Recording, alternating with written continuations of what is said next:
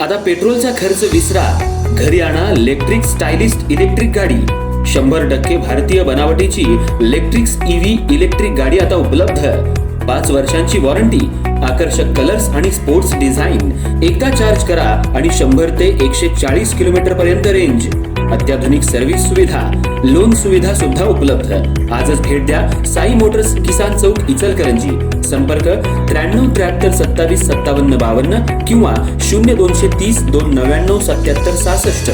No petrol no tension, इलेक्ट्रिकचा smart पर्याय।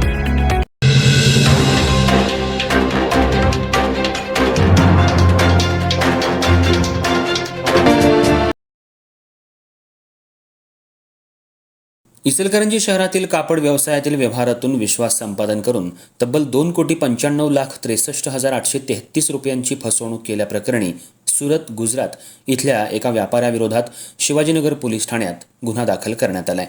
अंकुर जैन, राहणार golden point, ring road, Surat असं त्याचं नाव आहे।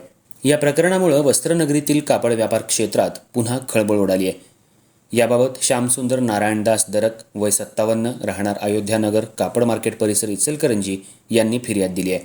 ही घटना 15 मे 2026 ते 23 जून या काळात घडली आहे।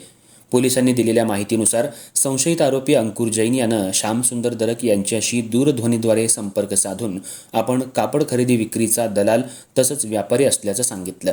यापूर्वी इचलकरंजीतील व्यापारी सुधीर दरगड यांच्यासोबत व्यवहार केल्याचा दावा करत त्यांच्याकडे चौकशी करायला सांगितलं।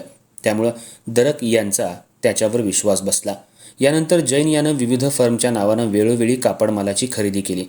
एकूण 2,98,63,833 रुपयांचा माल घेतल्यानंतर केवळ 3 लाख रुपये अदा करण्यात आले। उर्वरित 2,95,63,833 रुपयांची रक्कम थकवून त्यानं जाणून बुजून पैसे न देता विश्वासघात आणि फसवणूक केली। व्यावसायिक संबंधांचा गैरफायदा घेत जैन यानं अप्रामाणिक हेतूनं विश्वास संपादन केला। व्यापारी आणि दलाल म्हणून व्यवहार करत असताना आर्थिक जबाबदारी झटकून मोठ्या रकमेची फसवणूक केल्याची तक्रार दरक यांनी शिवाजीनगर पोलीस ठाण्यात दिली आहे।